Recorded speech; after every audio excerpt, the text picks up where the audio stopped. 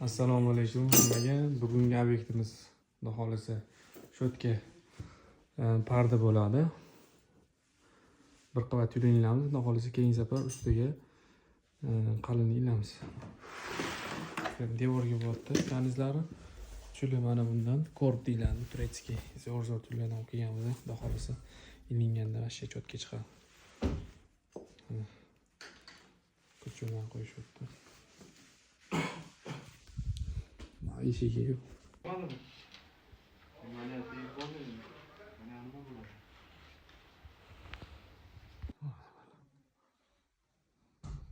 Hanımın ko'zi vashsha ochivergan-da. Ha, chekasiga ham xudo xolisa bo'ladi. Parterlar bo'ladi bu tomonda. Tayyor bo'ldi, xudo xolisa.